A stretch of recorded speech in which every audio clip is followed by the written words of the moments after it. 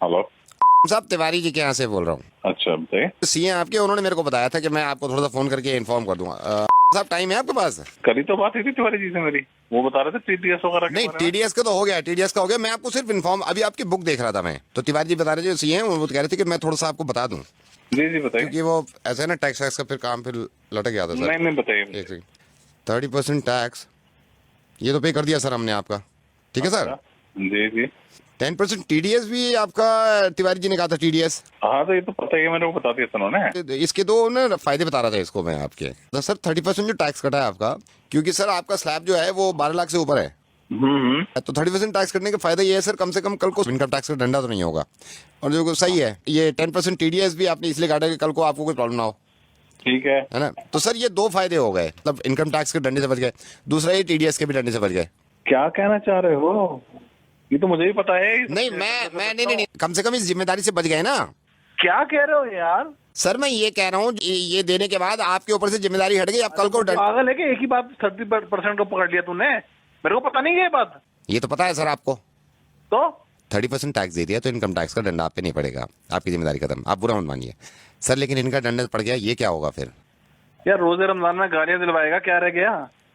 Sir ये क्या? Sir 2.5% ज़कात। है 2.5% ज़कात।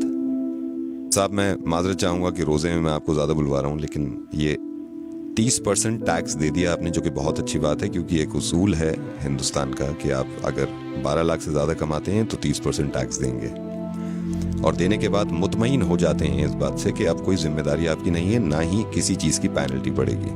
टीडीएस दे देते हैं आप 10%, साहब 2.5%, वो भी आपकी इनकम पे नहीं, आपकी सेविंग पे, सिर्फ 2.5% ज़कात, जो कि आप नहीं देते हैं।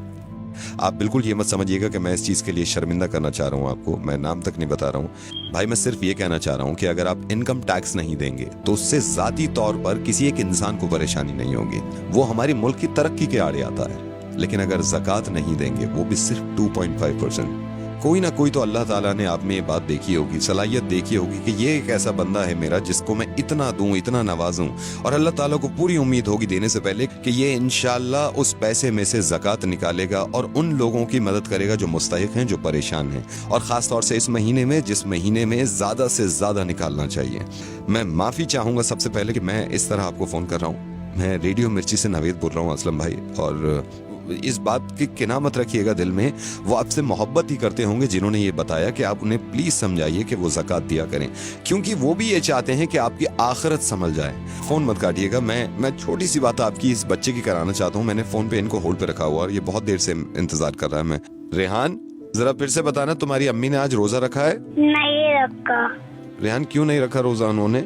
क्योंकि मेरी अम्मी बीमार है। तो तुम्हारे अब्बू क्यों नहीं इलाज कराते तुम्हारी अम्मी का, ताकि वो रोजे रख सकें? मेरे अब्बू के पास पैसे नहीं है। ये जो बच्चा है, इनकी वालदा को कैंसर है। इनकी वालदा रोजे यूं नहीं रख सकती क्योंकि ये बीमार हैं। बीमार इसलिए हैं क्योंकि ये इलाज नहीं करा सकती। इलाज ये इसलिए नहीं करा रही क्योंकि इनके पास पैसे नहीं है। पैसे इसलिए नहीं है इनके पास भाई क्योंकि हम ज़कात नहीं देते हैं। बहुत मुमकिन था ये कि हम हॉस्पिटल के बाहर अपनी वालदा के साथ बीमार पड़े होते और हम इंतजार कर रहे होते कि कोई ज़कात दे, और इनके वालिद यहाँ बैठे होते जहां पे आप हैं, और ये अगर ज़कात ना देते और हम तक ना पहुंचती तो कैसा लगता?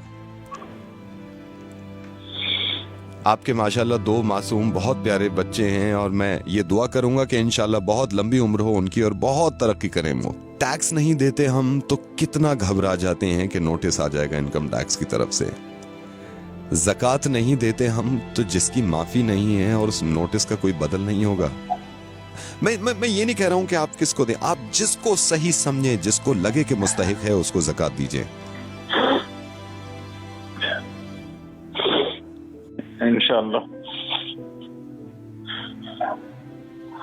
ज़कात जरूर दूंगा, और इस बच्चे को अगर जरूरत हो किसी चीज की तो मुझे जरूरत है। इस बच्चे को अब जरूरत नहीं है, इस बच्चे तक पहुंच गया, लेकिन हमारे ही हिंदुस्तान में बहुत सारे बच्चे ऐसे हैं जो इंतजार कर रहे हैं हमारी ज़कात का।